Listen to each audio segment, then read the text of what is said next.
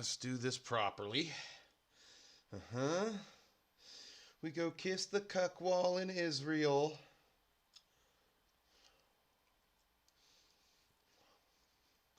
Are we live? Oh. Okay. According to the technology at hand, I am live over on YouTube and Rumble. How is everybody doing this fine Sunday morning? I hope you're all doing well. I sure as hell am. I had some good games yesterday. I got a lot done. I ate some crappy food. Now I feel fat. And I'm down here. And if you're wondering why I sound a little winded, it's because before each show, I always try to go ultimate warrior mode. Action, action, action, action, action, action. 75 push-ups all at once before I come in here, like the minute of. So, right there, just boom, dun, dun. You know how that ultimate warrior music hits, and you see that motherfucker running down the aisles there, and he's just like, all big, beating his chest. God, the 80s were cool, weren't the 90s were cool, weren't they? All right, Hungar, what's up? Cornite, how are you? All right. Looks like the gang is slowly trickling in here. So, yeah, I've buried myself under another pile of cracks, so now I got to buckle down, and I got to finish these last two Savage Orcs, because I just built 14. One of them was a conversion. I had an old Night Goblin model that rode on the Mangler Squigs, and I decided to put him on a Mangler Squig. So there's that. And I said, we'll make a shaman out of him. I got a troll skull from the Battle of Skull Pass kit, cut it off that little stand that they had for it, and then, I did that one thing that Games Workshop hates every man for. Let's just bring it up on the screen here. Why not? Huh? We got time. I'm going to show everybody my, what do you call it here? My little conversion, my little conversion. We'll get rid of Arcane.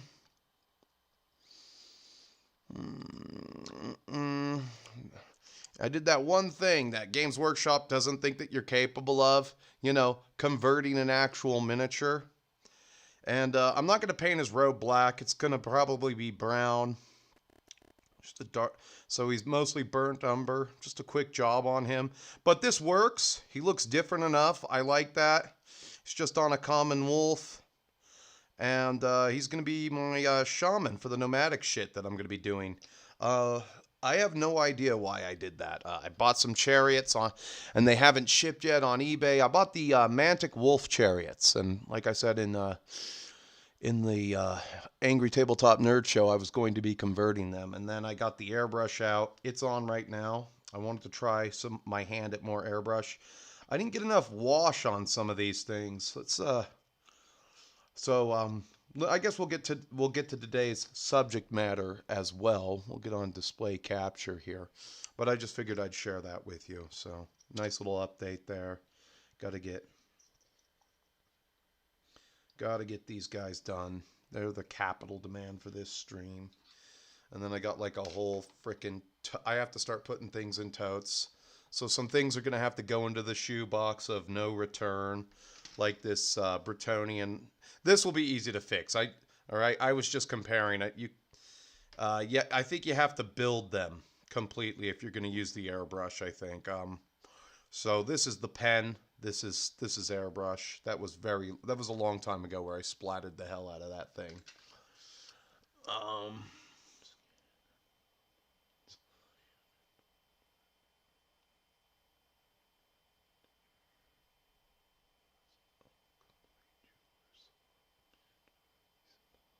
Oh, the good days of the pin vise. I got a pin vise, brass and green stuff, sculpts. Yeah. Yeah, thank you for that, Scattered Winds. Yeah, you got to be able to do that kind of stuff. What's with everyone being on YouTube today? Maybe I'm going to have to just start doing streams for Rumble.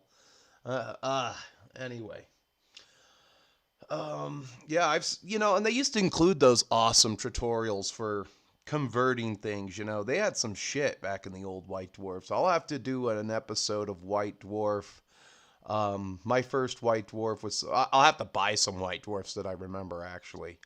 Every now and then. The Crown of Command always does a white dwarf episode here and there, and those are pretty good. Those are like the retro old days of red and yellow for Games Workshop, so... He's got a video out I got to get caught up on with war machines that he painted, and they look like they were painted back in the 90s, and they look good. So there's that. But yeah, let's go. The reason why the title for the thumbnail is Too Little Too Late is because they got this, because you see another repeat offense by Games Workshop with the, I know it's just an arcane journal, but it's you got the Fury of Settra coming in there, and I was going to talk about that. And the arcane journal is called Settra'S War of Fury. Was this written before or after the giant PDF? And we're going to find that out really soon. So, you guys released a big old PDF, and, this is something that you could have included. This FAQ was something that you could have included in the arcane journal. Just as a caveat. Like here, it's available online, but we're putting it in the arcane journal. I wish all the rules... Oh, what's up, Crown? How are you? I wish all the rules were compiled into one place. That would make ease of use a little bit better. So, let's talk about this, And they got some new models. People just, they brought it to my attention, so I figured somebody wanted to talk about it. Let me get over here. Oh, God, I'm a little tired after that. Maybe I'm going to have a stroke, people. I did 75 push. My mom would be like, well, how did he die? He did 75 push-ups before a live stream and croaked while live from a stroke. Let's do that. All right, so big summer preview. Kings, Heralds, Old World releases, and more. I'm surprised that this wasn't on the new releases thing, so... they have the match play guide out. I have to buy that. I do have to buy the match play guide. But this is what they should have done before Cafe. I do like this one. Oh, can we get closer on some of these? No? Are you kidding me? We can't click and make these bigger? Come on, GW.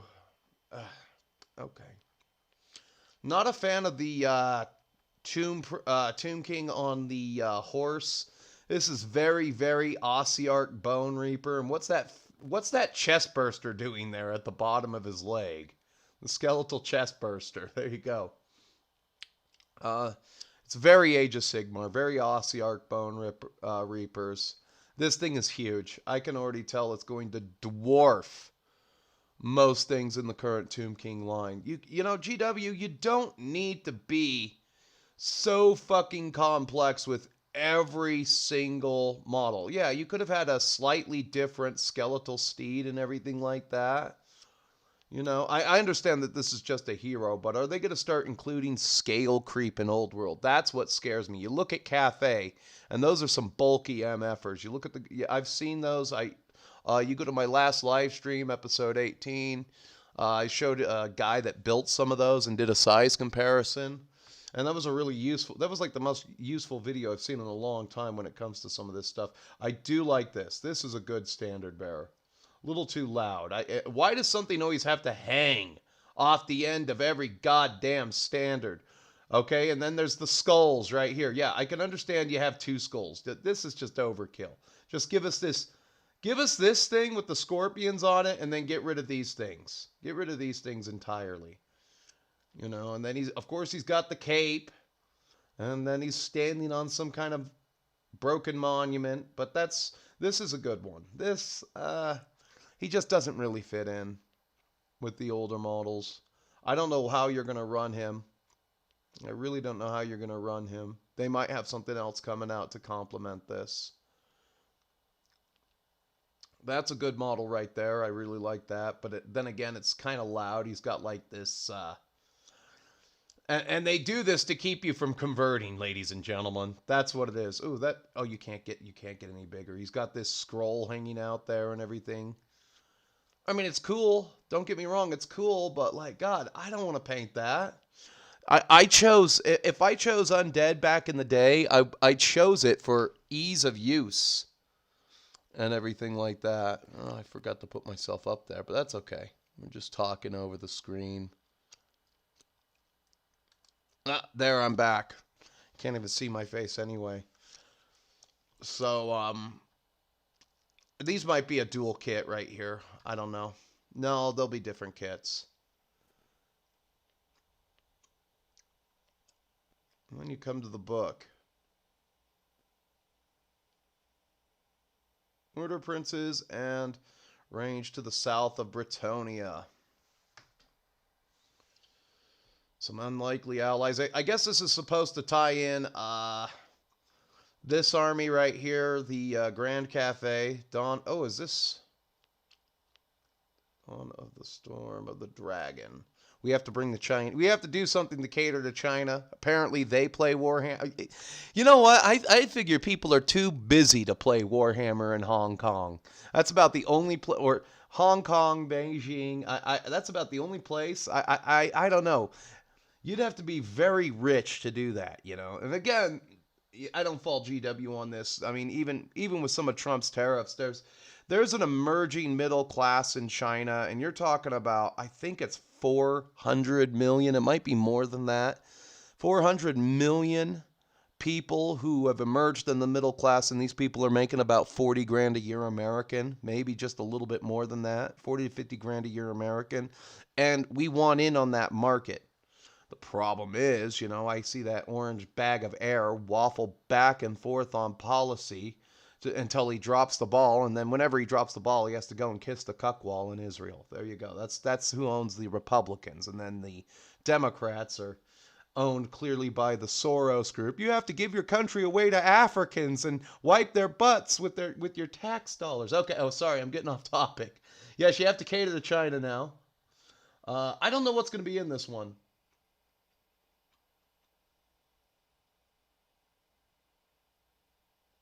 Oh, guidelines for multiplayer games. Okay, hell yeah. Jade Fleet, the Alliance.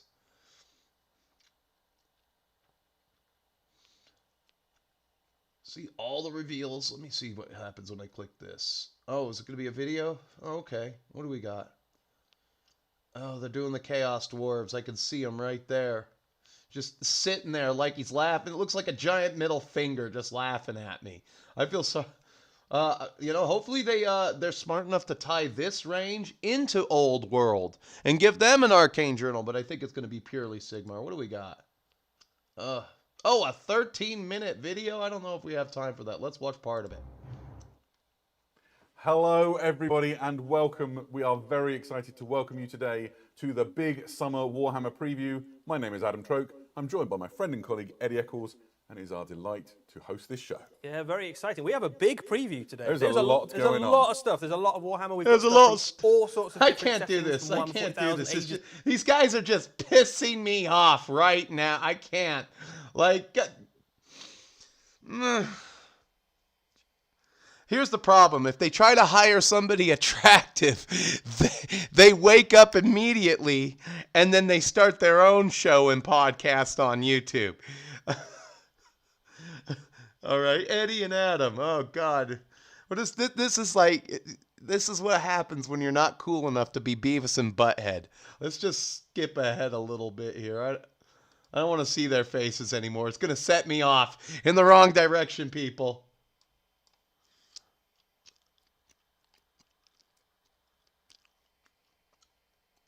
And tactics on the battlefield, directing the efforts of the kin around him. It keys into a role as well, which is called Bane. He's pure violence in melee form. I think you're going to get a lot of this guy in armies because his rules are very good. He is normal Votan sized. most of his face, perhaps, kind of the staff. Yeah, absolutely. So thanks for bringing that back. It's a really lovely image of these sort of animated creatures that have sort of come alive through the magic of the rituals. I think you were saying as well, that looks like it's right out of a piece of Warhammer art. Yeah, like the mounted guy in particular, I think, they're both exquisite, but the mounted guy, from sort of the perfect angle, he just looks like the artwork, and I mean that as the highest possible compliment. Tomb King veterans might be wondering if that's extra armor on the skeletal steed. It certainly is. We'll talk a little bit more about that in a moment. But yes, you can have a barded skeletal steed, which I think might be quite useful if you're used to terrible armor saves in your Tomb King's army. I guess we can talk about that now. If we go across to also coming out is a new arcane journal, The War of Settra'S Fury. Settra, the imperishable, is very, very angry. His lands have been defiled. He feels like he owns everything. And he is launching a full-scale invasion northward into the sort of border region between the Empire and Bretonnia, sort of known as the Vaults. It's also inhabited by some dwarfs, and you've got sort of dispossessed barons and nobles from both the Empire and Bretonnia, and so they are forced to rally in defence of a full-scale invasion of the undead from Khemri. There are rules for sort of allied forces, playing smaller games in like a timely and interesting fashion. It's just packed, and it's a really cool way of looking at the lore of the old world and how they're sort of explaining the things that took place in this particular part of the Warhammer timeline. Yeah, it's great to get some new lore for the old world as well. I think. Yeah, absolutely. The team diving into the opportunities that the world allows them to have. And see what I mean about the artwork, right? Sort of the guy in the centre, like it just in this piece, it really just screams the imagery that we saw before. I love it. There's another arcane journal coming, which is equally exciting. Just happens at the other side, quite literally, of the region in the old world known as the old world. This is Dawn of the Storm Dragon, and it features a bold strategic move made by Miao Ying, who's the lady pictured in the centre. She's one of the children of the Dragon Emperor, and she learns of the Chaos Invasion, which is happening in the north, and is concerned that it's going to gain too much traction, so loads ships full of Grand Cathayan soldiers and sails to the Empire, sets up an enclave, and helps to try and stymie this Chaos Invasion. In real terms, that's A, a cool story, and B, there's rules in there for all sorts of things, including the opportunity to have an allied force of Grand Cathay and the Empire of Man. That's exciting. Mao We've Ying. never had anything like that before, Okay. really, have we? So. Yeah, That's so- kind of and like I think funny. I don't know any. I haven't read any of the cafe stuff, but it's kind of funny. They're led by a chick. What is this? Mulan? Is this Disney? Oh, okay. This is sort of a great example of the really sort of bold and exciting things that the studio team responsible for the old world are doing. They clearly love the setting. They want to explore it in really rich and vibrant detail. Sounds great. Absolutely. So My eyes. we What The else unit they is sort of got? set up so that they have some quite literally of being noble, really patiently.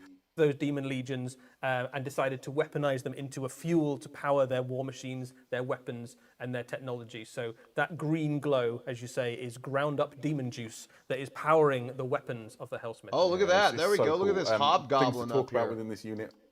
Right here, where my cursor is. Oh, I gotta move. I gotta move myself. There's a hobgoblin. That's a, okay. Now we're getting somewhere. I'll take this.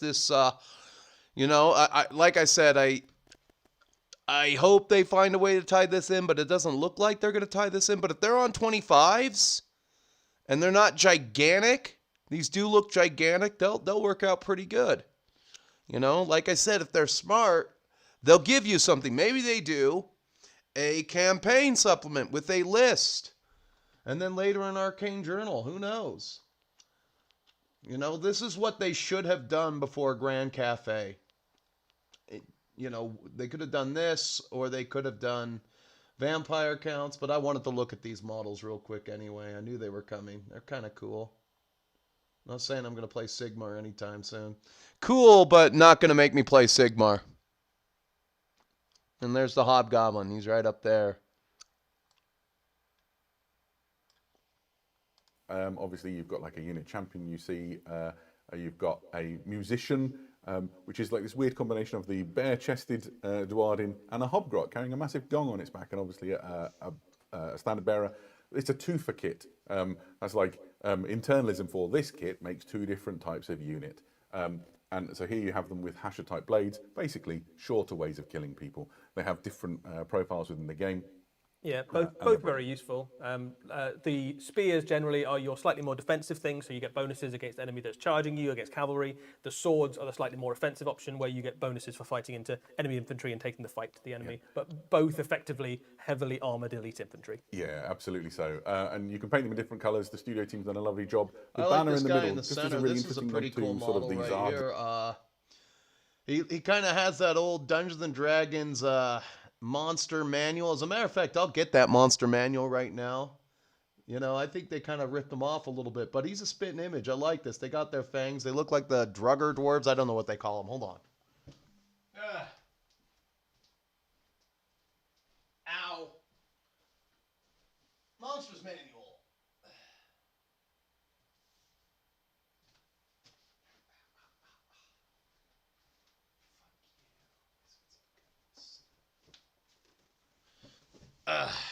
Fuck you, Wizards of the Coast. I can play this whenever I want. I don't owe you shit. Get all right. There's a lot of people pissed off right now.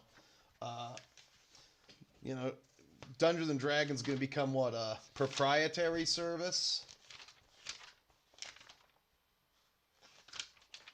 Drow.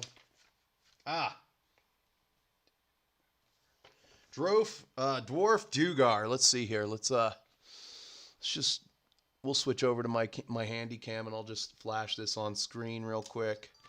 Yeah, they look a lot like the Dwarf Drugar. I really like their look. They're not bad. So I'm kind of glad I'm here, I guess. We'll get rid of display capture. Yeah, they give me that kind of vibe right there. I really like that. That's what they remind me of, are the Dwarf Drugar. Yeah. This book's old as shit, man. Hell yeah. Let's see. Fuck you, Wizards. All right, let's get back over to the business here. Display, boom. We'll hold off on that. Finish off these Chaos Dwarves and move on to the last topic, and then paint. Culture, which is, that's a ziggurat in the middle of that banner, right, with the Bullfather's rune above. They live in ziggurat cities, and each one is ruled by a war despot. As if by magic, here is the war despot. I thought you planned the whole thing. This is my favourite model within this. It's a great hat. It might be my favourite of the Hellsmiths. It's just so good. Huge hat, great big spikes. It's carrying an enormous warglaive, which is glowing. See the runes at the top glowing with this sort of eldritch power. I'm going to give this, you know, just upon the first glance, I really like these models. They did a good job here. They're not flamboyantly over the top. Most of the models completely on their base, which has been lacking. So I'm gonna assume that they have something in mind with these for Old World. They were thinking that way. No, they need to be able to rank up. You know, I can't wait to actually see them in real life. Maybe they'll fit on a 20mm base. Maybe not. That's okay. But they did a good job with these, and that's very rare for Games Workshop. You know, I'm giving credit where credit is due. You know, that's very rare for them. But they're just not overly flamboyant, and they actually look like they might be easy to build. Heaven forbid you get something that's easy to build. I don't want to tangle with that Tomb King model with his scroll that he's got that he's got spread across them like playing cards that Gambit would have from X-Men. The war despots, they have to rule through a mixture of sort of violence and also through just ensuring that everybody around them knows that they are the nastiest, toughest of all of the Hellsmiths. So they are dominant figures. Yeah, like any Duardin, they couldn't demand the loyalty of their followers unless they were able to lead from the front, basically. So they're not cowardly, but they certainly are diabolical schemers, sort of thing. So they will lead their armies into battle proudly, but certainly not go for a fair fight. And their whole reason for being as an entire culture is it's just like weaponized greed. They plunder and take from the land, and they give nothing back if they don't want weaponized greed. Sounds like the Jews. They're Jews, people. They live under the survived. mountain. They have tunnels. There's giant-sized rats living on the streets of the Empire. Man-sized rats. Tripping balls on shrooms and warpstone. Purest order, right? Yeah. So they've Meth. taken the assault of chaos and they've ground it down and created like order from chaos. But in the mortal realms, they're paving over the natural order and putting up the monuments to Hashut and the great ziggurats that power their industry. Yeah, absolutely. Also within this spearhead is just this incredible centerpiece model, the Dominator engine. It's another kit that makes two things. So here you can see the immolation cannons. This is a enormous metal creation which is animated and powered by this demon energy roiling inside it. Have a look at the sort of brazier in its belly. You can see the demonic eyes peering out as like the demonic souls within a torch. I love the flame. Now this is Age of Sigmar. Not impressed with this. This thing looks like fucking Optimus Prime. What the fuck? You know, I'd see this being used in, what do you call it? 40K or something like that. I don't know. Not a fan of this. The infantry, pretty darn good. On these things. That kind of like green into purple fire is such a beautiful sort of aesthetic. This is both an incredibly cool miniature, which I think I'm looking forward to see what painters do with this, because the heavy metal one is wonderful, but I think once this goes out into the wild and you're going to see incredible interpretation. Yeah, 1,000 painters painting this, it's going to be amazing. I can imagine this in beautiful non-metallics. In game, this thing is an absolute juggernaut, right? So it has a 2-up save, armor save, which in Age of Sigmar is almost unheard of. It has loads of wounds. It hits really hard. The combat version can mulch entire units. The shooting version is what you want if you want to wade into the middle of an enemy army and just set the whole thing on fire. Like a lot of the stuff in the Hellsmith's army, their kind of army mechanic allows you to harness a demon power on specific units, so you can bolster the power of it. And on these, it's particularly devastating. Fantastic. And we're still not done. Also within the Spearhead, you'll find this. This is the Tormentor Bombard. The Chaos Dwarf. That's not a bad-looking model. Cast your mind back, if you're old enough like me, to the world that was. The Chaos Dwarfs were renowned for devastating artillery, particularly that lobbed things far across the battlefield, and that concept has been reimagined for the Mortal Realms with this just beautiful Tormentor Bombard, raw demonic power hurled high into the air to come crashing down upon the enemy. It's deadly in the game. Yeah, this is the war machine you use if you're being advanced on by multiple enemy units. So you can fire at a single enemy unit, and the units nearby also take damage. That's how devastating this is. Let's go to the Very next long thing here. Cards that you would want to have with your collection. It's the perfect jumping on point for an all-new Hellsmiths of Hashut army. But that's not it. But that's not it. There's more. Why don't we show you some more?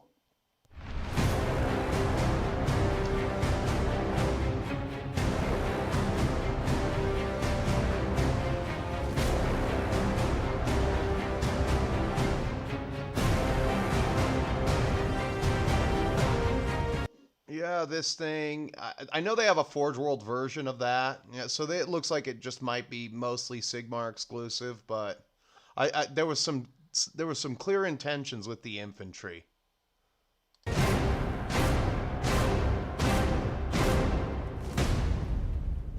What else do we get after that? Forage for themselves. They get the to join Hobgoblins. the army okay, I gotta and whack stuff. Gotta go back for that. We're gonna watch the Hobgoblin, then we're gonna get whole out. units of armored infantry and stuff like that. Yeah. They are very, very good. Yeah. Now everything we've shown you really is quite elite and high value. Get ready for the other end of the spectrum. Yeah, exactly. Yeah. So I gotta ask, if James is still in the audience from good old Crown of Command, did they ever have any Hobgoblin models back in the day? You see, these are actually pretty cool. I don't know. They kind of look like they're half-formed orc. It's somewhere in between an orc and a goblin. These are actually pretty cool models. I like these. These aren't terrible. But I don't know if they ever had any hobgoblins. Ever. I think you just used regular goblins and called them hobgoblins. The traitor race said something about, in the 8th edition codex, that whenever one is found, they usually string him up by his entrails and they kill him immediately. It's like inherent in orcs and just the normal, like, if you're night goblins, orcs, and black orcs, they ever see hobgoblins, they're marked for death. But what if you want some chaff to hurl under the the wheels of the enemy, so to speak? Good news. There is a genial relationship between the Hellsmiths of Hashut and the Hobgrots, who sort of bolster their ranks. Hobgrots are also really into doing awful things and desecrating the world, and so they exist as almost like a vassal state within the Zardron culture. In exchange for better weapons than they could forage for themselves, they get to join the army and whack stuff. They fill a really interesting niche in that they are. That's a cool model. I like that. That's cool. Scout, right? They absolutely can. So the way these guys are going to fit into your army, most of your force is going to be very good at shooting, but relatively slow. So you're going to be moving on to the objectives late game. But these can scout, as you say, so you can kind of push them forward early in the game, grab those objectives, just get under the feet of enemy units. They will absolutely be used for things like trying to take a charge from something so you can set all your other units up for an amazing... Well, from a design perspective, I'd say that some of those dwarf models are pretty cool. I'm not gonna lie. Doesn't make me want to play it. Like, I'm not like, oh, I gotta go buy some of that shit. But, you know, see, that this is what I don't get about Games Workshop, is that they're capable of a lot of good, and then they're always they're always capable of, like, taking the gun out and then shooting themselves in the foot afterwards, you know. But other than that, you know, these models, I think they're pretty cool. They give me a good vibe. Good vibe. Let's go into chat, and then let's see here. I got one more thing. What else do I got to do? Warhammer The Old World. Okay, we basically covered all the bases. We're going to go right into the painting segment after I look up chat here. All right. Oh, God, lots of chats. Lots of chats. Let's get this open here. Open. Okay, there's that. And then we're going to turn off display capture. Boom. Okay, so yeah, we're going to be into the painting section here, but we got lots of... What's up, Nick? How you doing? Good old Crown. They did have hobgoblins. That's awesome. God, I wish it would let me highlight the... what do you call it on... I want to do the other stream, too. I wish they'd let me highlight... You'd have to show me what the hobgoblins look like, mate. That would be very interesting. I got to watch your paint showcase on those Empire machines. I'll probably do that when I'm painting this evening.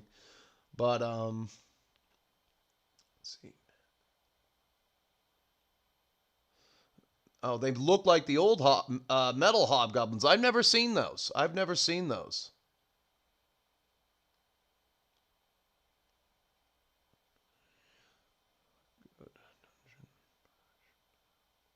The sneaky gets... Oh, JVC Paint showed up. Nice to see you, buddy. It's late for you guys. You didn't need to do that. I'm honored. Let's see. You didn't have any Hobgoblin figures, but they existed. Yeah, and just... See, they can do a lot of good things. You know, we're all sitting here vibing on... You know, we all agree that some of those models were cool. I wasn't a fan of the giant Minotaur robot and the... giant bull that's made completely out of metal.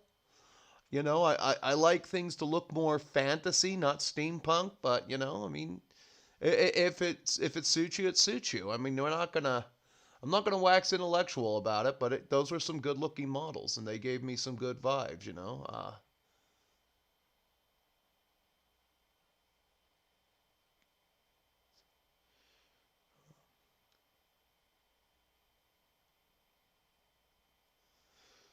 They cost a fortune after they went out of production. I'll have to see some of those. If you know where to find the pictures, because I don't know where I'd find the pictures. I'm not going to Google it. Like, I have work I got to do. I'm trapped under a mountain of crap here. It sucks. I've got the airbrush ready for me. Let's see. Did I miss any up here?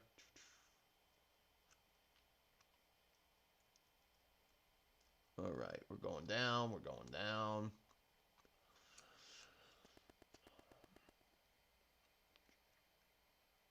And then they cost a fortune.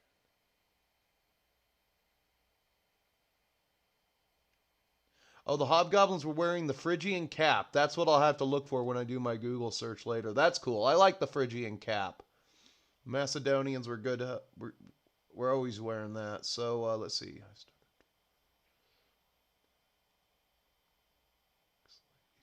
Oh, you're not... I'm surprised they let you say that. Black orc slaves. You're not allowed to say slaves in chat.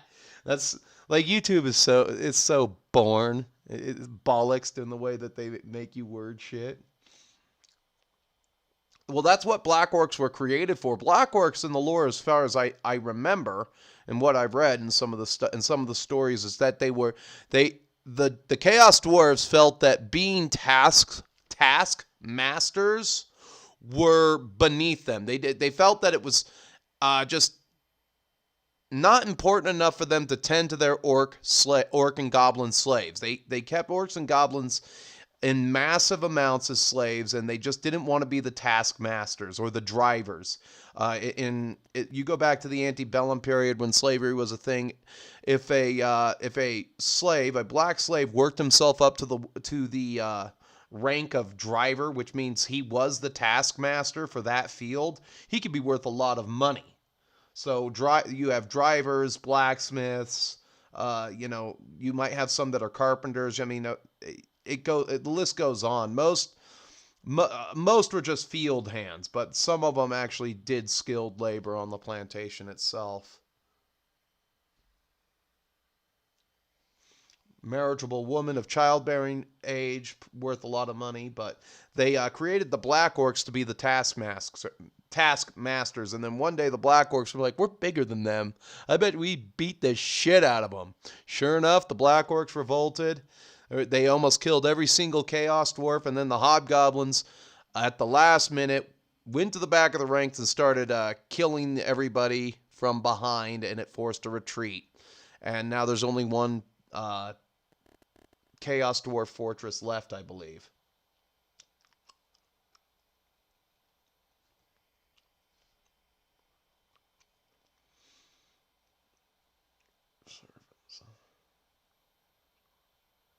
They were Chaos Dwarf servants. Hell yeah. All right. Oh, you sent me a Hobgoblin picture on Instagram? Yeah, I need to see this. Give me a second here, gentlemen. It's very nice of you. What do we got?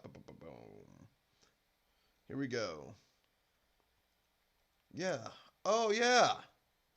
Yeah, I've never seen these before. A very classic look. They're just slightly bigger goblins with the Phrygian style cap. Okay. Yeah.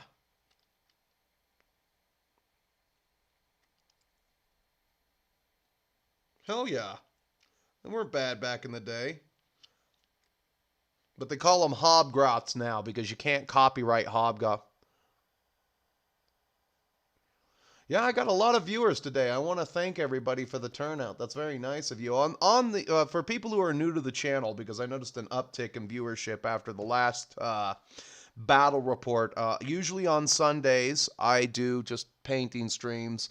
I talk about briefly what's going on in the gaming world, and then I just kind of do the tidbits and the tricks. And, I mean, it never ends around here. Like I said in prior streams and prior shows, streams, whatever I'm doing, this is usually the staple show to find me is on Sundays. Thursdays have been a wash for the last 4 weeks. Usually I choose a movie, and all I do is just paint and chill. But that's usually a Rumble exclusive, unless there's a movie like there's a few films out there, the Grindhouse movies that I watch and everything that are just basically some of them are in public domain, and some of the creators of those movies, the people who own the rights to them, like the Russ Meyer films, they're all about that. Yeah, watch our movie. Watch it for free. Yeah, absolutely. Like, there's no greater domain than the public domain, in my opinion. So, as you can see here, I got a lot of primer down on some of these Wolf Riders. I wanted to get the airbrush out and try something. I got to adjust the pressure just a little bit.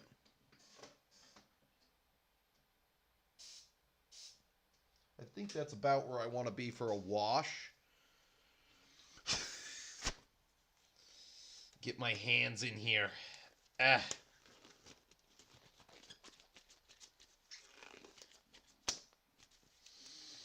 All right, spread them. I might need we're going to be doing new gloves. I try to use each pair of gloves 3 times before I move on, because I'm a cheapskate son of a bitch. You know what it is that when I need latex gloves, I'm just going to order them off of eBay. I've been meaning to go to the hardware store forever. I need a furnace filter. It's getting fumey in here. I can't breathe. I'm getting brain damage from boxing and fumes.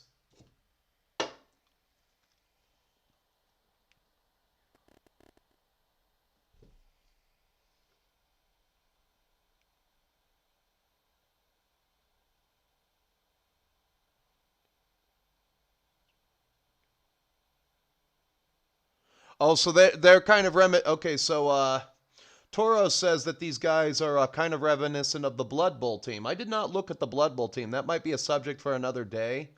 I did not look at them, so I'll have to do that. What's up, Is It? How you doing? Haven't seen you for a while. Cud, always a pleasure. I'll have to look at some of this old Blood Bowl stuff. You know, there's so, you know, it's like one thing I always said is that there's so many miniatures, so little time, so many games, so little time. Like I said, I've got an addiction here going on, and I've got to get to some of these greenskins right now. So one of the things that I did for the goblins themselves was I just put umber on their clothing to start off their clothing, but I'm going to do a wash. I'm going to experiment with a little bit of Thraka green instead of ink on these guys, or instead of camouflage, because they're not orcs, and I think that I can get it with the airbrush. I think that's about where we want to be. And this is going to be what I use for a base.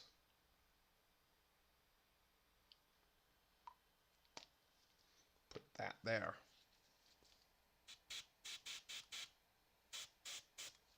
We'll try that. We'll try that. Okay. I wanted to get an experiment out here and just see if I can. Yeah, we're actually grooving. Let's get the wolves out of the way, though. Sometimes there is splatter. Let's get this guy's face real quick.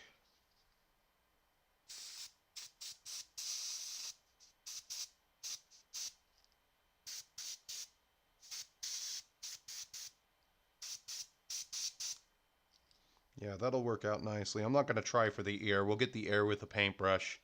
His ears are sticking out of his cloak. But I'm starting to master this airbrush just a little bit here. It's coming together nicely for me. I don't profess to be a airbrush professional.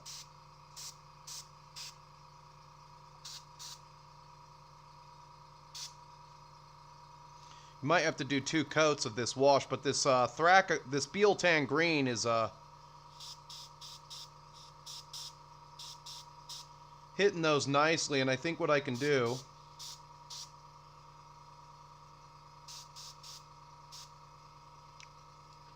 you actually can't see me. I'll have to take it from this angle.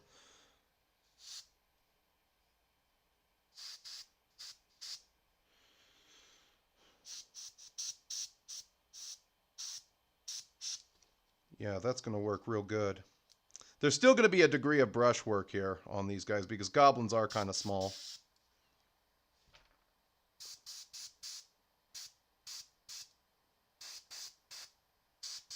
Another problem with airbrushing is I'm slowly, not completely, but I'm starting to get the angles of where my brush likes to spray its paint. You don't have to worry about the green affecting the umber too much either. Go for the toes.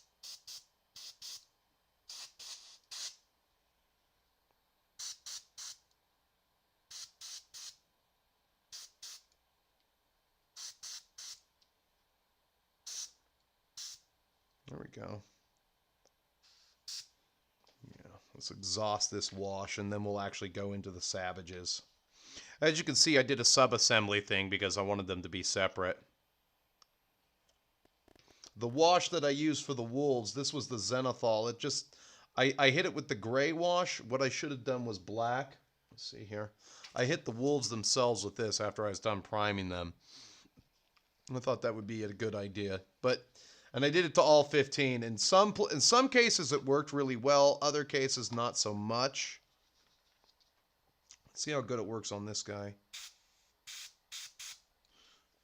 Let's go down just one more notch. I think that'll work. You don't need a lot of PSI to turn out the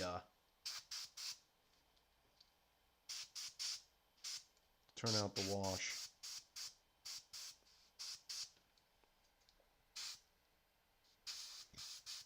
You live and you learn. There we go.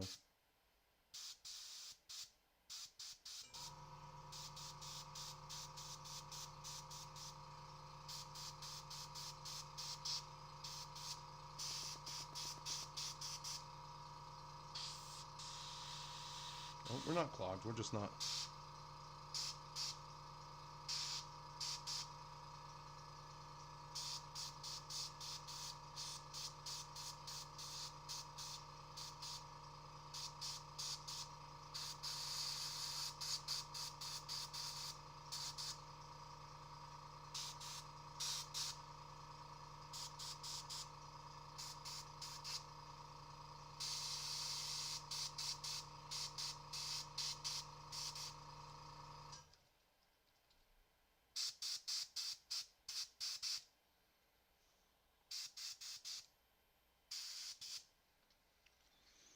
I'm just not getting in that area, so we'll get a brush.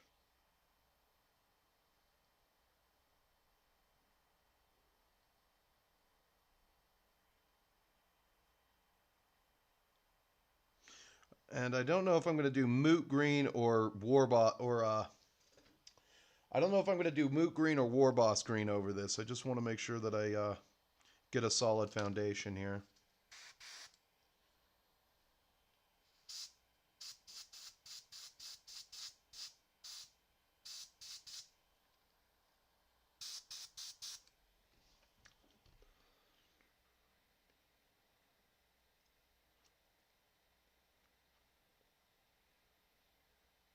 Oh, I'm not spraying anything toxic or dangerous. The ventilation in here, I'm in a big room, if that means anything.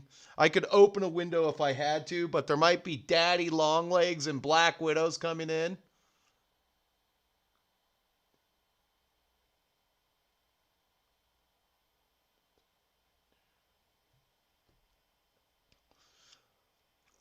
How do I combat the algo demons of YouTube? I don't know. The YouTube algorithm it's messed up. I tell you one thing, they're cracking down on people using AI for their videos. I will take that. So you can't have AI voiceovers over it anymore. You need to have your real voice. I will take that. I hate it when I hate it when people use AI for their voice and everything and make them sound perfect. I'm not a fan of that. There we go. Let the greening begin. The gooning.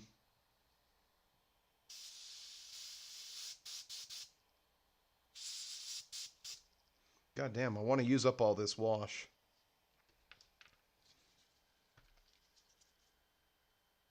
Ooh, that's not good. Get rid of that.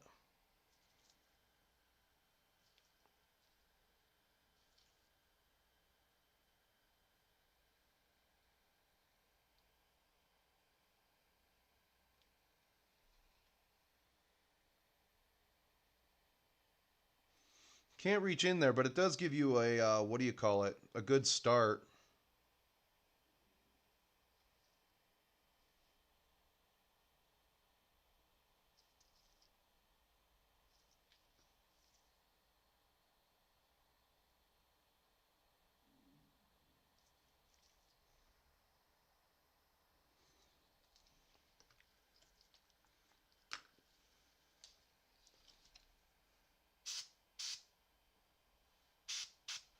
I think what I want to do is I want to make the white just a little heavier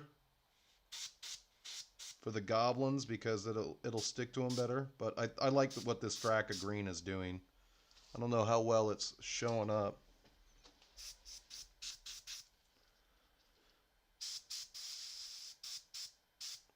If my friend's watching me, he's going to call me a noob. I can't take that kind of rejection. Ah. He's an airbrush guy.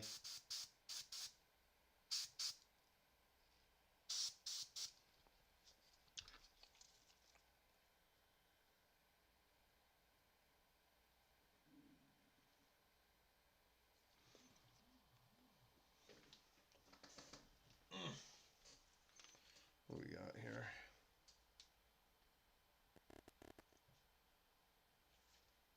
All right, we're cool. And there's always the parts that you can't get. You know, like they do have a weird setup. I just kind of like when I built these guys last night, I copied the pictures as best I could.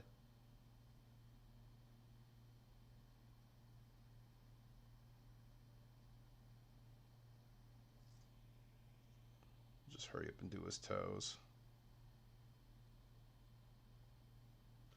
I want to turn these guys out really quick too. I'm so freaking bored of greenskins. Nah, I never get tired of greenskins, but there we go. We'll move on to the next one. Get these guys' faces all greened up. I think that's still too much pressure in there. We'll try that. I think that'll work better. Oh yeah. It's constant for me right now. It's a constant battle to find the right pressure to do the smaller areas, and mostly it's just washes over the zenithal.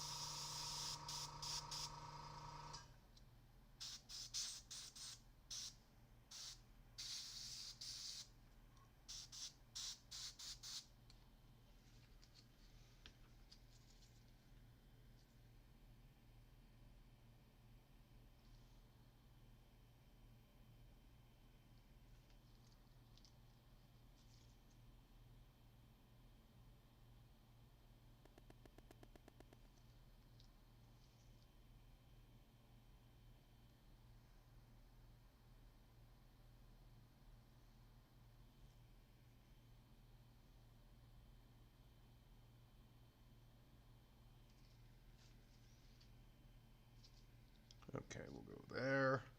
So it's 1, 2, 3, 4. Double check him.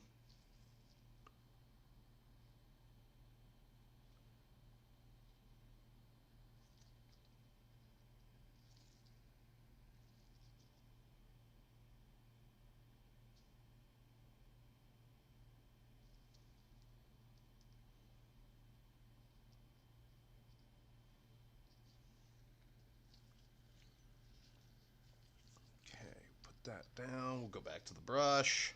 5. I have 5 wolves out, 5 riders. So bad news is I have to buy one more box. Good news is I won't have to paint another 15. There we go. That works a lot better.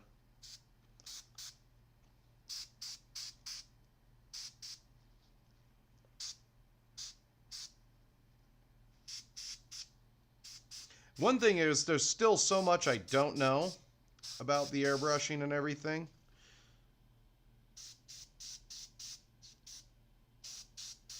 There's still so much I don't know. Like pushing the wash around just with the air.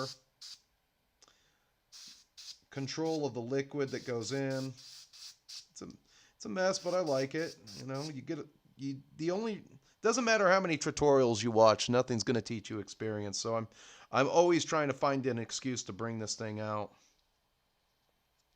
Because the more I use it, I'm only going to get better. For these heels and everything that did get some white on there, I can just sort of go boop, boop.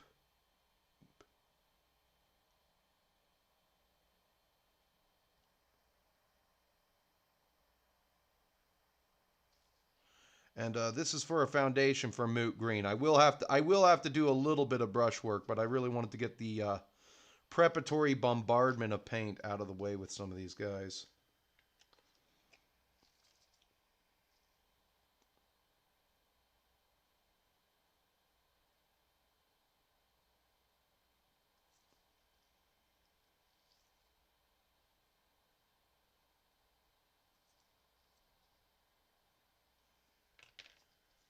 And then you. This guy, he did not. The shaman took his goblin. So I'm going to do an experiment now because I have a box of 40 of these guys. You get 40 for a box. The bad downside is it's $85. I think for the goblins themselves, it should be $65. It's 65 for a unit of cavalry. It's 85 for 2 chariots. At least you're getting 2 in a box. Like, they should have been doing that shit years ago. 2 chariots in a box. There you go.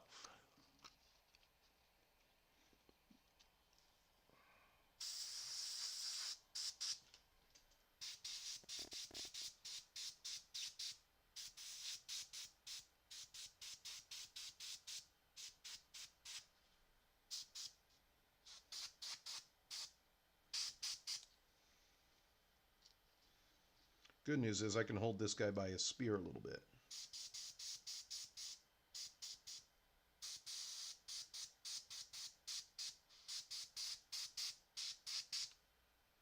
Bam!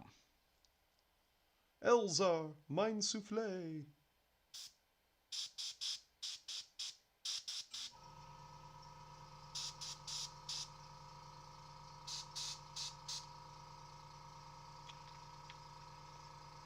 Okay, and then what we don't use, we can dump back in. Ah. Hopefully.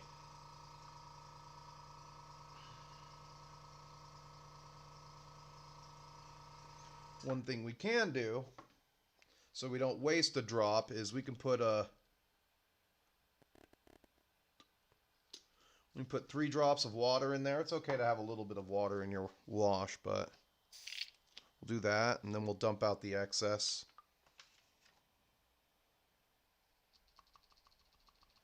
Alright, that's about all I'm going to get out of that.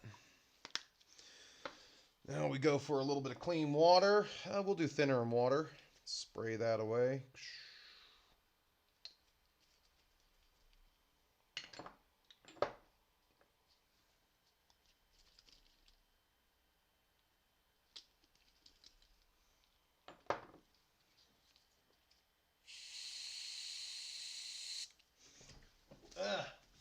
Throw that over there. Dump that in there. Holy cow.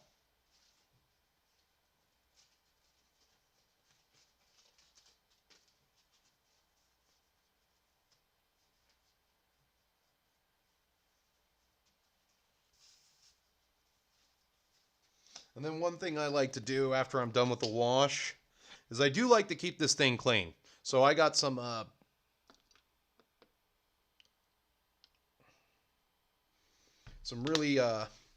really powerful 91 proof. That does do a number on the it keeps this like air duct. You can see it down in there. You see that pin. Keeps it kind of clean. You just like sometimes when you use too much of a color, yeah. Now I rev up the pressure. We go high.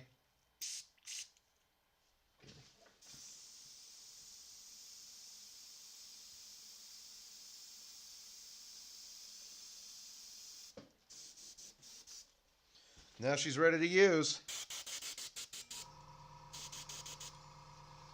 Oh yeah.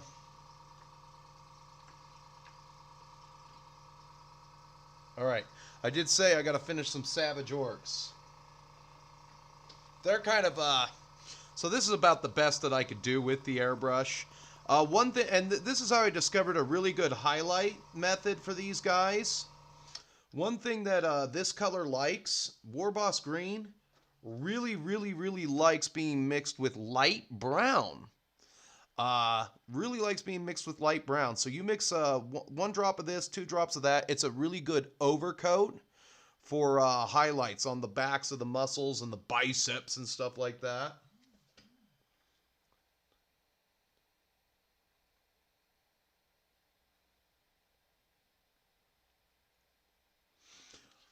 What's up, King John? How you doing?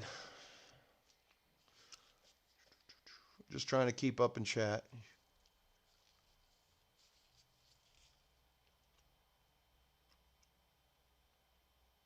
Survivor, how are you? Survivor, however you pronounce it. Okay, so we're good. All right. So first thing I do now is I gotta find this in air color mode, the snakebite leather. I really like that, but I could probably use yellow orchard. There's not a huge difference, or middle stone, but like I said, I'm kind of at the end of my airbrush rope for that. Let's get rid of this.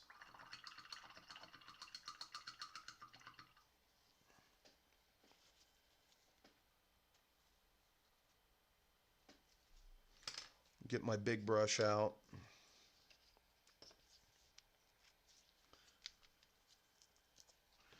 I think we can put the burnt umber away. We'll keep that out. We'll put mahogany out. So our muds are over there. We'll keep camouflage here. And then we have gray that we absolutely have to use. Oh, and then if you're looking to make your own mixture for Menoth White, these two together come very close. I have to go to the P3 website. Forgot what the name of it is now that they've been bought out, but I have to go to that website and buy their drip set. I wonder. Unfortunately, I heard those paints aren't airbrush ready, but they have drip bottles now.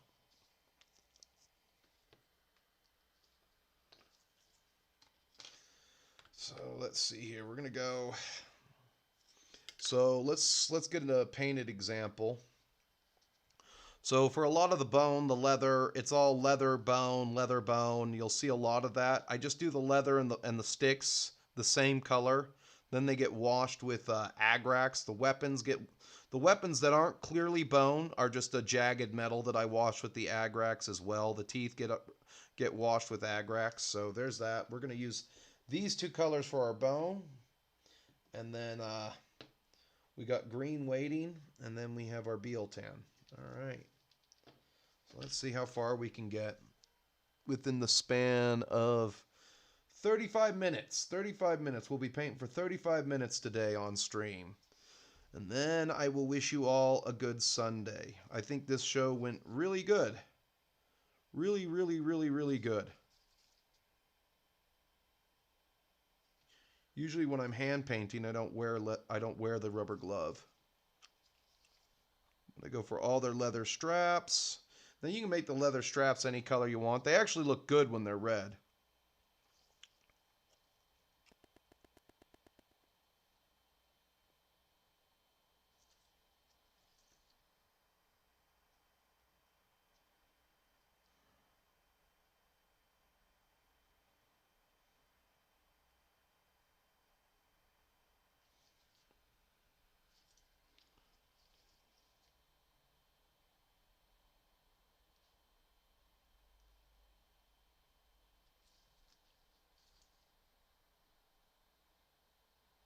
Now these guys with the airbrush receive a base coat of camouflage green from the air range. I have to go online and hey, could somebody send me a link to the Game Color Air range box set from Vallejo? I had trouble finding that the other day. If you're on the Instagrams and you want to DM me that link to the Game Color Air box set of paints, I'd be much obliged. I could really use that.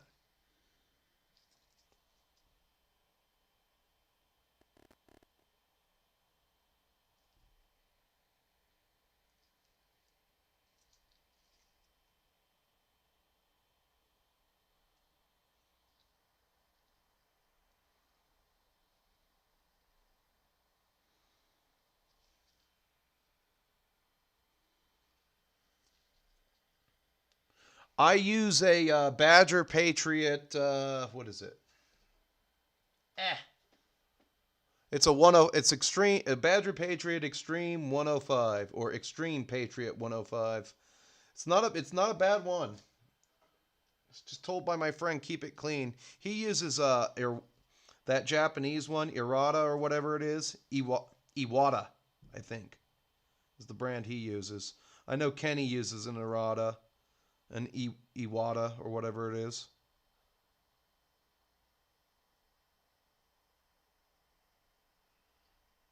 Just going to dry brush all the leather straps on this bone. And then you'll go in and you'll paint the bone. Good thing about Savages is they're easy to paint. These new Savage models, well, they're not new. These ones are like 15, 16. These ones are pushing the 20 years old mark, but these are still really good. I mean, they pop. I love these models.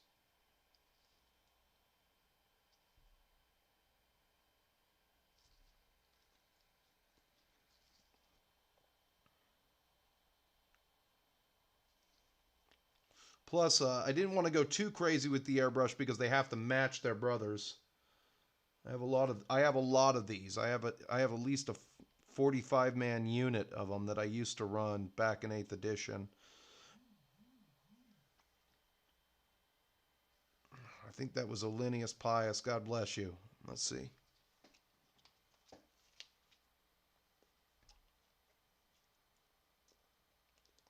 There it is. Hell yeah. Thank you. I have to buy that whole set. I need all the air colors. This is like going into the stores is so disappointing these days.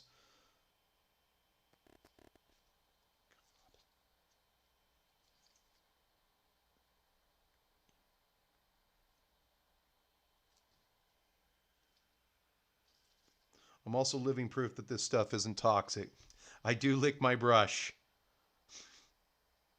There's nothing toxic going on down here. There's no fumes.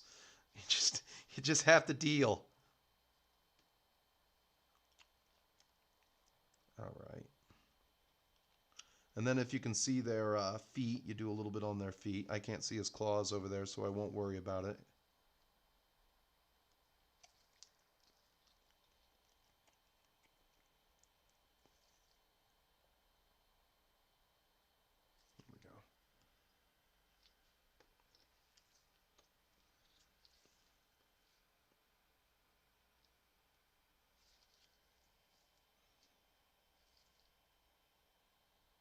I like to brush out any green on the bones.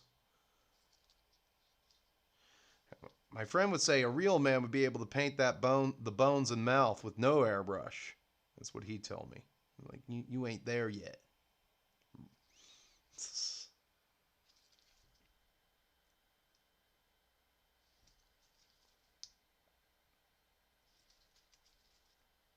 Going for it. Come on, baby.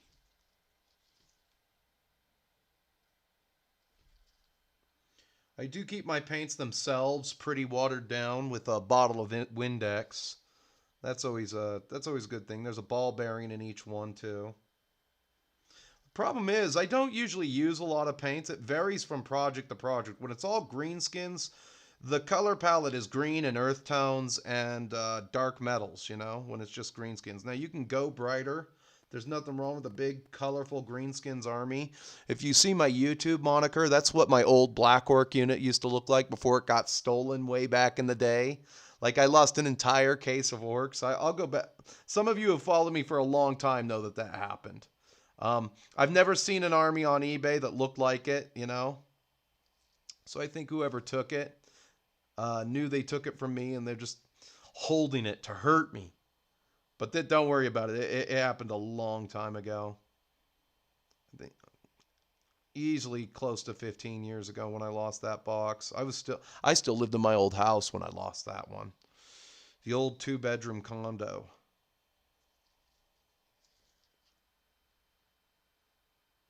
That place was a joke. Although, if I still lived there, I'd be rich as fuck. I think the mortgage would be paid off. I'd have it all paid off. That would have been one advantage, but I would have been miserable. That place I always had issues. I was in the middle, and I always had issues with the upstairs neighbors. And that didn't end well with them when I said, "Good luck with your downy baby." They didn't have a down baby, but the guy got under my skin, and I was pitching for a fight with the neighbor. Because, you know, white trash is always just one Pabst Blue Ribbon away from becoming white trash and in trouble. I actually do that a lot, the whole white trash thing. There were some people looking at the house next door to me. I'm like, top of the morning to you. You looking at this house? Hope you don't mind living next to some white trash. Have a blessed day. And the lady was like, "Oh, I never," and you never will. From where I'm at, you never will. They were a wrong fit. Like, why can't my neighbors look like, this is what I want my neighbors to look like. Instead of being a bunch of old boomers, I want them to be somewhere around the late 40s, early 50s MILFs that you might see on the porn sites. Why can't my neighbors look like that? Or and then they need to have teenage stepdaughters. There you go. Well, instead, my neighbors are just a bunch of boomers who won't relinquish their grip on suburban America ever. They will never release their grip on suburban America. Real estate calls them up and they're like, absolutely not. You will never get this house for anything less than $1.9 million. The houses aren't worth $1.9 million, but that's how boomers are. You will never get this house. I will never sell this house.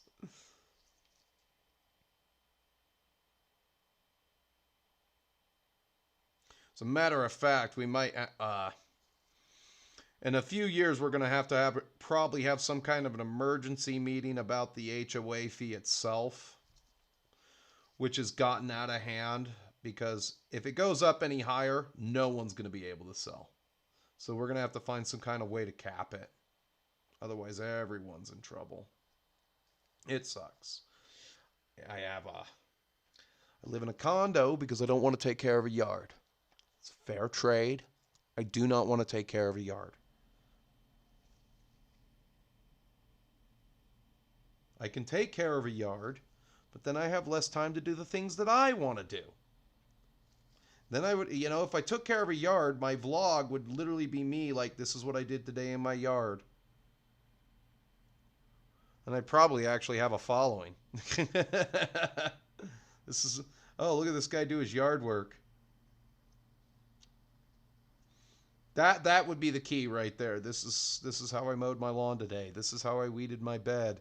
I have this one bed I never used, so I salted the earth so nothing would ever grow there again. Because I'm a lazy shit.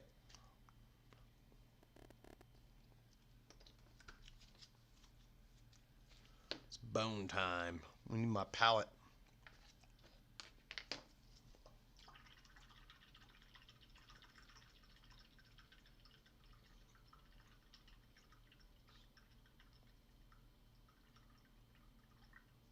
Oh, dude, it was to Evil Abe Lincoln. That was 5,000 points of orcs at least. I lost all my doom divers. I lost both stone throwers. I lost a giant.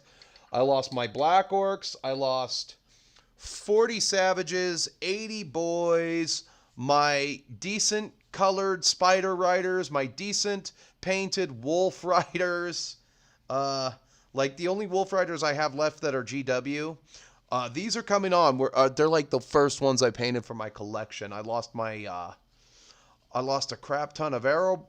No, the arrow boys weren't with the army. The night goblins were their own army. They were always in their own case, so they weren't part of that. But yeah, it sucked.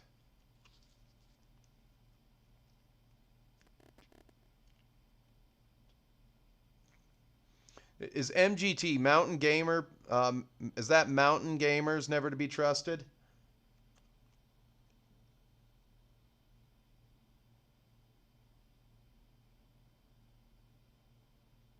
Oh, so Cornite, that's a thing that happens? Armies get stolen all the time, I take it then. Maybe more so than I would think.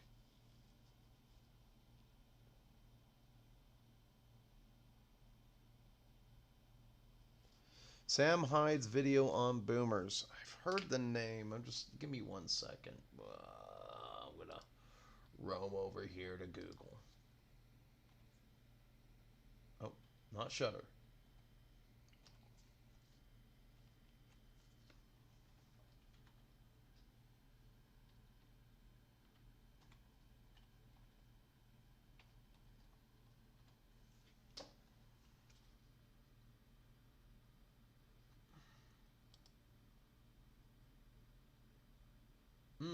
Maybe I don't know Sam Hyde. Maybe I was thinking that 70s show. Okay.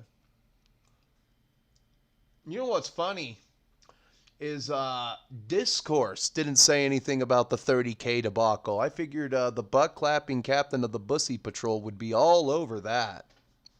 Be all over that.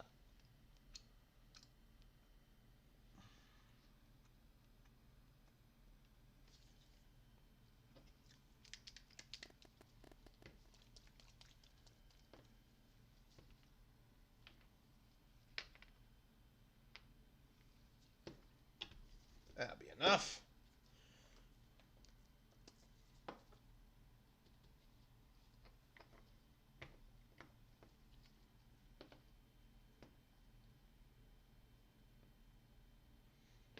Might want to do the ag racks first, so we'll also need a metal.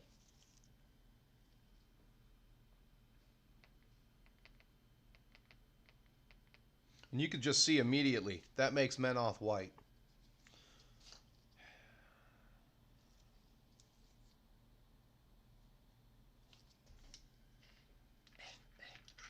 My polluted table. I have a polluted table.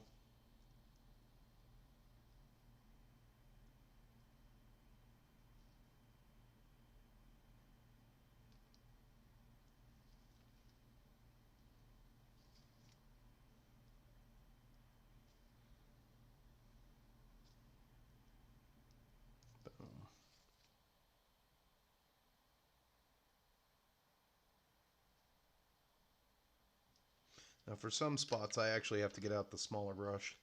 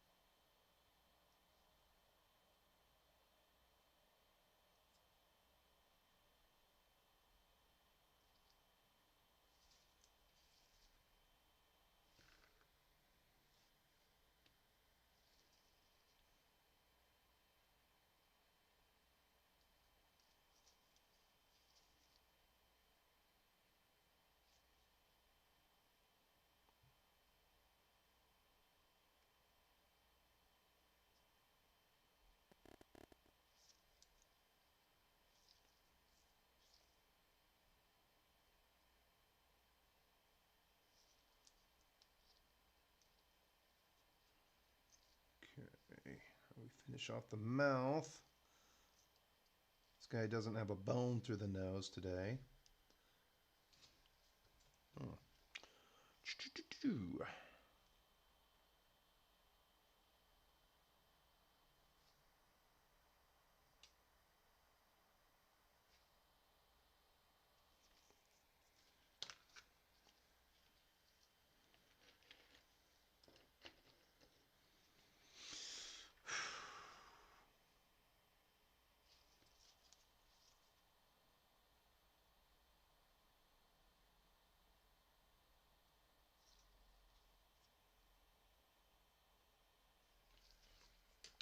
And we just, these two have fur, so I've been using the light brown for the fur. Agrax makes the fur look good.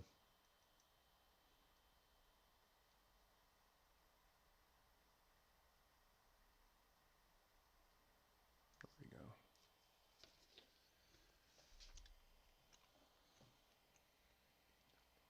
What's up, Go For It Painting? How you doing?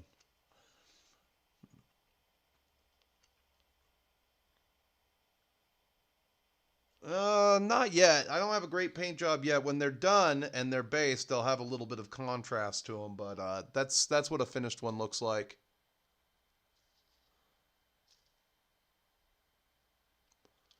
Come on, you're a 4K camera. Maybe it's just a screen. Maybe it's just a screen. I've got to get that. I put a bunch of. I put about $1,200 aside after I did the withdrawal from Patreon to get a new computer. It's time. I just haven't had time to shop on Newegg. I got to sit down with somebody who knows what they're talking about. And then I got to do that. I got to do some kind of maybe there's a way I can do a Franken Windows 10 install on the new computer. I've heard nothing but bad things about Windows 11. And even then, the problem I have is I still miss spots. I don't know how I missed the back end of his loincloth.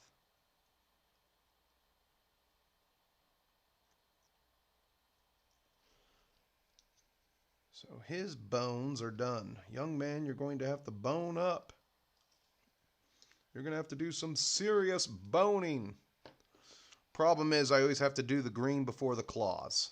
Claws are like the last thing he gets.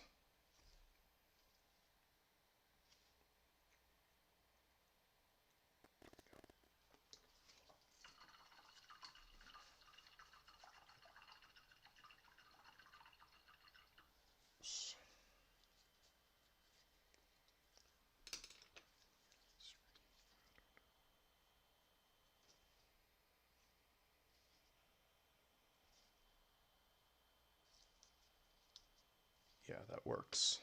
Over to you.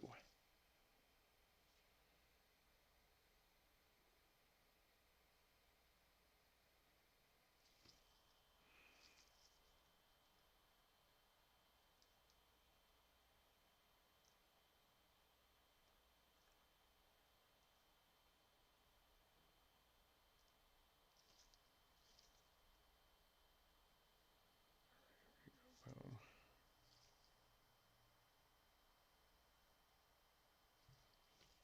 Get this brush right here.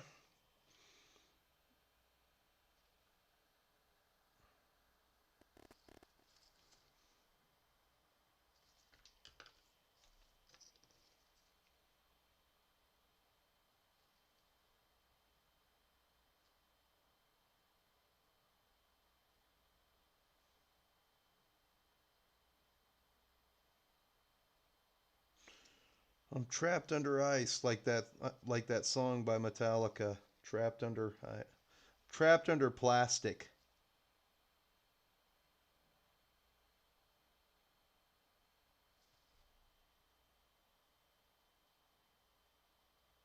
Really do like these Savage models. Some of the best Citadel miniatures ever made, in my opinion.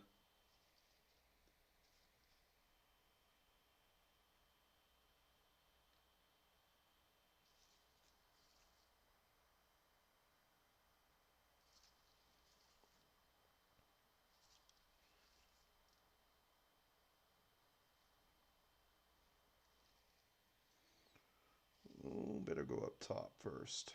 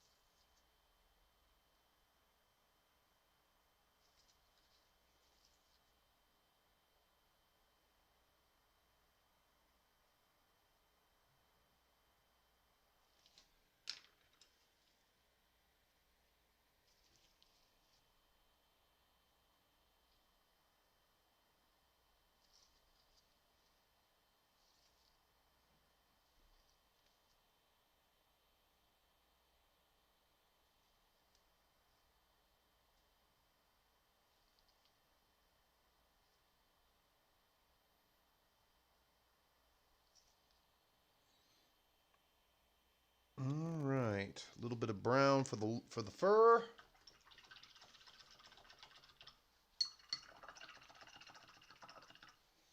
I'm going to be basing these guys for the next couple days and doing eyeballs.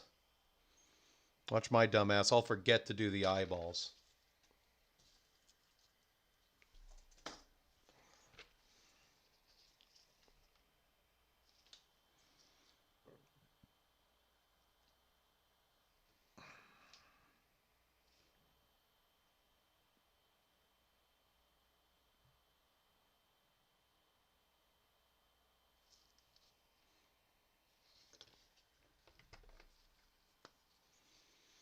Okay, so those go over there.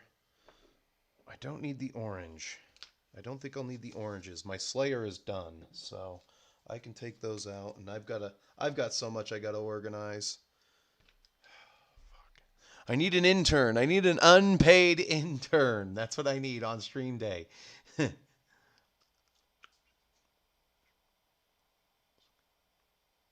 Orc eyeballs are just straight red. That's it. That's just one little red drop, one little red drop, and that's it. Just dot dot, two red dots. Same with the goblins. If I actually gave a shit, it would be a red dot with a dot of yellow in the center of it. But no, I just do the, and then usually on people like this dwarf right here, I'm not even gonna fucking bother. He will get no eyeballs. Huh. The 4K doesn't want to... Oh, there we go. No, then it went right back to blurry. Come on, you piece of shit. There we go. There we go. That's nice. Yeah, he's getting no eyeballs. He's just there. It doesn't matter. You know, there's really... When you paint as many things as I do, I usually just look to turn the miniatures out as fast as possible now. Because, you know, at one point I was on top of my hobby shit and I was turning out content, and then Old World came out and I don't know what happened. I don't buy very much discipline with the shit. Luckily, I don't have I don't have a lot of open end projects, but you know, there's some shit that's been neglected around here. And it's time for another grand dusting of this desk, I'll tell you that much.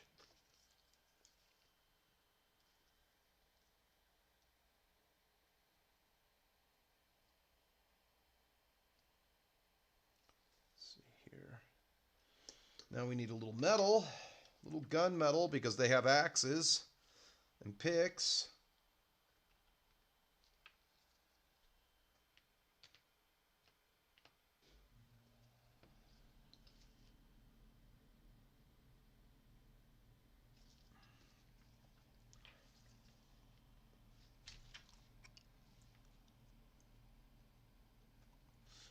Once this laptop setup's gone, I will have a slightly better camera angle.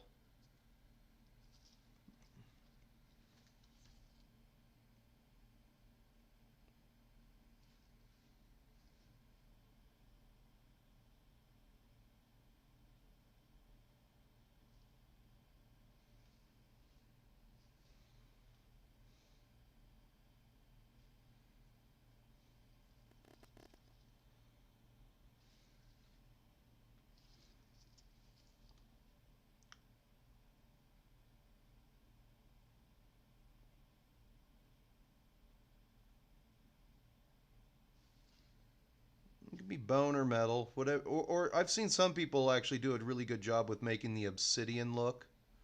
I just do metal because it's faster. Like they just kind of figured it out. They pull the rocks out of the mountains and beat the rocks and beat the iron into submission with wall magic or something, and bigger rocks. And they got these jagged metal weapons where you're definitely going to need a tetanus shot when they cut you up with them. And sometimes they're wearing these earrings. I make those metal too. Just gunmetal all the way.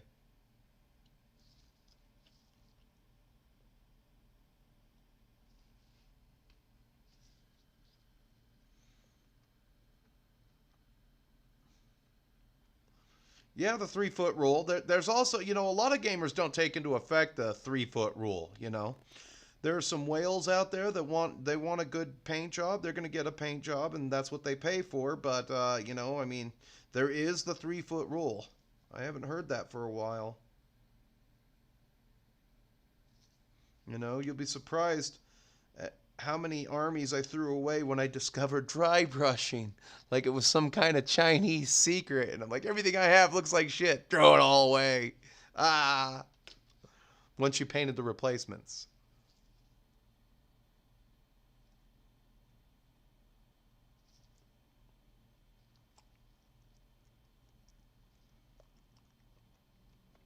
And even then, like I said, I still miss little spots, but that's okay. We only got to paint up his axe. His jagged metal axe. Now, once you wash the entirety of all the weapons and leather and teeth and bone with the Agrax Earthshade, it really just ties it together and you don't really have to do anything else with it.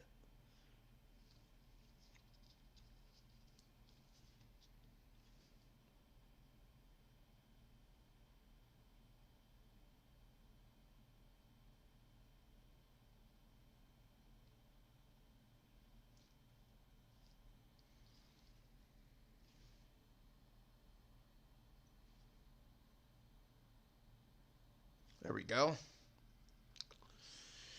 Couple more minutes, gentlemen. A couple more minutes.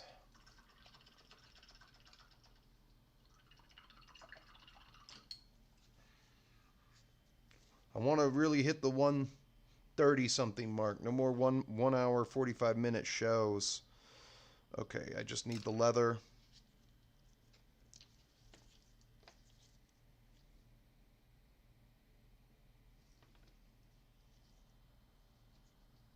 For the ass end of this project here.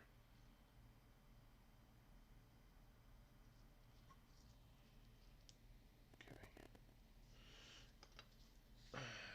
それはいいですね. There we go. Okay. Last but not least, we're going to do the skin on one of these guys, and then you do the Agrax wash, and then you wash the skin with the Bealtan, and then they're done. They're done. Even the reds got washed with the Agrax. So some of these guys have red hair and everything that got washed with the Agrax. It just goes in a little better on these miniatures rather than using strong tone. A lot of you, if you've ever followed me for any amount of time, know that I am a strong tone ink washaholic. But let's hurry up and finish this this guy's flesh, and then we'll get out of here. On time for once. And then I will get the one of the monkeys off of my back, because what is there? 18 plus 10. Oh my god. That's 2. Shit. So 20, 30.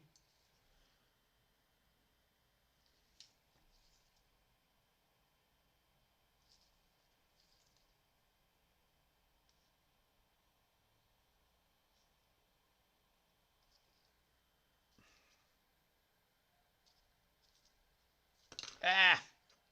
This is why I don't use gloves when I do hand painting. I somehow always grab my gloves.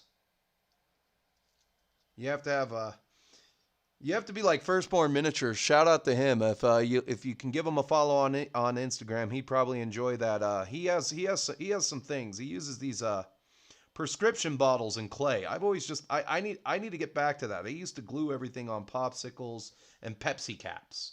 I used to buy Pepsi, dump the Pepsi out just for the fucking caps. I used to have a shit ton of those. I don't know what happened to them. I used to white glue everything to a Pepsi cap.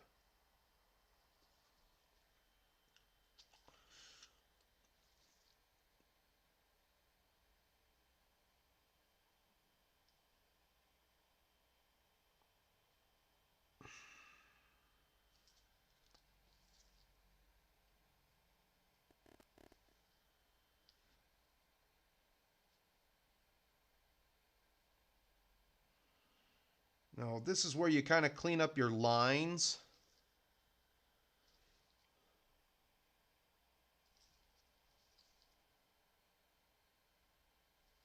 And you use a smaller brush to go around the hands.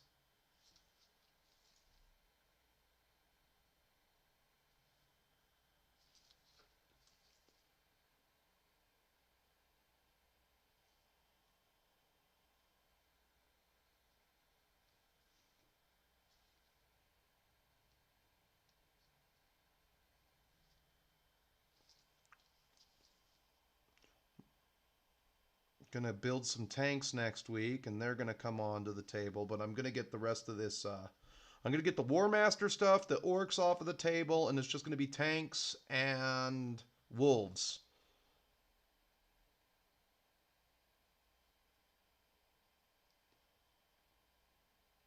My friend said he's gonna have some time to help me build those tanks this week.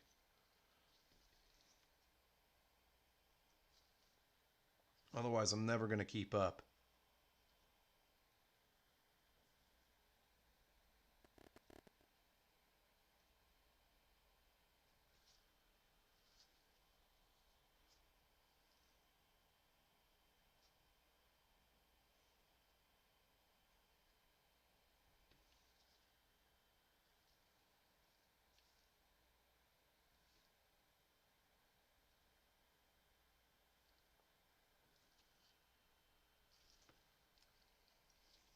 Guess we're gonna run late. Now I've got the shakes. Oh, hold on, I gotta come over here for this. I can't. All right, a little bit of this on his face.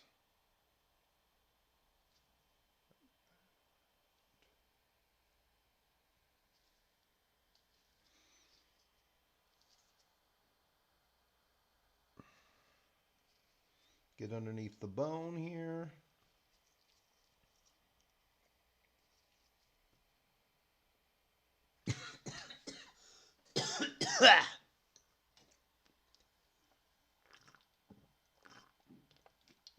Oh, there's never going to be a Slayer army. You leave me alone, you bully, Cornite. There's never going to be a Slayer army. All right? I swear, there will never be a Slayer army. That's not happening. Not happening. I got a Wadroon project that's going to be in the works here. Yeah. Goddamn old world. Okay, so last item of business is the quick muscle highlights, and that's where the brown comes into play. A little bit of brown. Grab a whole glob of green here. A little touch. A little bit more. All right. So it kind of just shades it down one. And you don't need a lot. You really do not need a lot. You're just kind of going over the knee, the raised parts. Yes. There will never be a Slayer army. I'm not God. I'm not the painting Chad. There's only so much time in a day, man. I'm an employed individual. I'm a man. I've got my shit together. There's never going to be a Slayer army. And you can already see what that does with the brown in there and just how that touches it up. You put a little on the knuckles, and a little bit will do ya. I'm going to throw a little on the face. Oh, too much, but we can spread it. It's both spreadable and edible.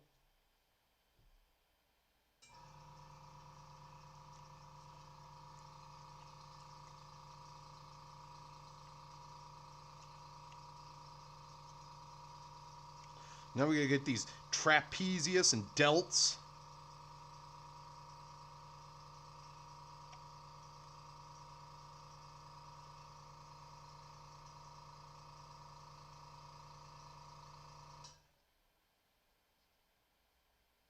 And then once you wash this, it looks good.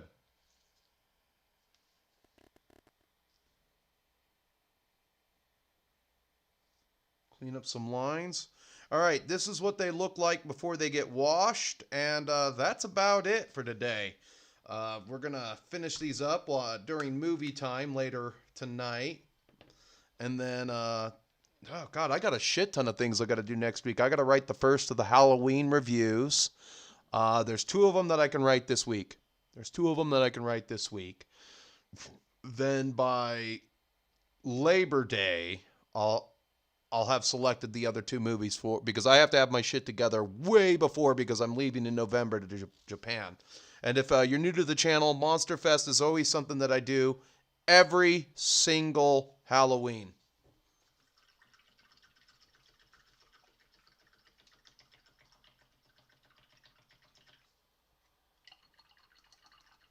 He has plenty of friends. There's a demon slayer over there, and there's 40 slayers already. I'm not saying that there's not going to be some more friends at some point. Well, okay.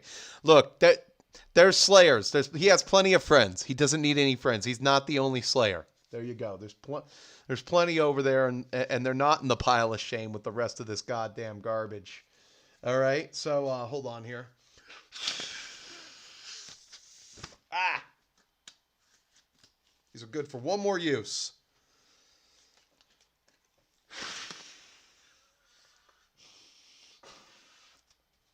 Ah.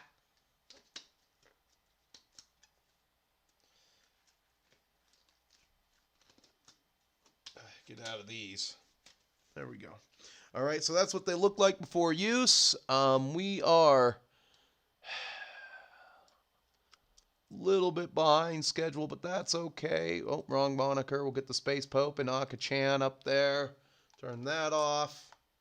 Take the battery out. Make sure we put that in the bathroom. All right, we've kind of come to the end of our time today. I want to thank everybody who watched over on YouTube and on Rumble. We have 40 viewers today for a live stream. I'll take it. I will take it. Is it only showing me? Oh, no, the Rumble chats are there. How many armies will be? Oh, I forgot to talk about the campaign. How many armies will be in the campaign? Right now, it looks like there's going to be 6 armies. My friend's going to start Chaos, and he's bringing Skaven. So the Skaven have already played a game against Beastmen. I played a game against Beastmen, and then I also played a game against Dwarves. I'm in there with Greenskins. I'm just going to try to find a way to... and I might bring a nomadic WA 500 point force or start one at 750. And that's what the chariots are for. But I needed the new Goblin Wolf Riders. There's some stuff that I want to get to sell by the end of the year. Just going to put, like, some old miniatures are going to be put up on auction right now and everything like that. But yeah, thank you, Dungeon Brush Babbles. Thanks for coming out. Hey, thanks, Firstborn. So that's basically it right there. As you know, there is a new Angry Tabletop Nerd show out. If you guys can get out there and share it, that would make me very happy, because I need that one to go up in the algorithm. That one's been a little bit slow. I want to thank everybody who watched my last tournament video, and if you want to find me on my usual time, this is the usual time if you're new. I usually come out Sundays to paint, talk a little hobby, and then Thursdays I usually it's just me painting, watching a movie, giving some insight on the movie. So that's usually what I do. And then when a subject comes around that's worth talking about, I do a show. I usually try to do 6 shows a year, but it's been hard for me because I'm trapped under plastic. So there's that. If you want to get in touch with me, Instagram DMs are the best way to do that. You can hit me up on Instagram anytime you want. I'm usually pretty good at getting back to you. Hungar is notorious for that. I can't keep up with he's the meme wizard. I can't keep up with all the memes I get from that man. And then, so you can use Instagram DMs. You can like this video and put a comment down there. That will allow me on YouTube to keep the like. The algorithmic suppression rate on YouTube for me is for every 8 likes I get to keep one of those likes. And then if you tie the like to a comment, they automatically let me keep that like. Sometimes I have to answer the comment right away in order to keep that like. It's bullshit. But on Rumble, I don't have that issue. So if you can like this on Rumble, that would help me out in the algorithm over there, because it's actually organic. So that's it for me. Thanks everyone for coming out. Have a good rest of your Sunday. I hope you get some models done. And as you know, just keep playing, keep painting, and stay metal, my friends, and we'll see you in the next one. We'll say goodbye. A couple ghost emotes, and then Cornite said something. Oh, the campaign with Slayers. I don't have a hewer. I got to get a goblin hewer. And you leave me alone, you temptation wizard.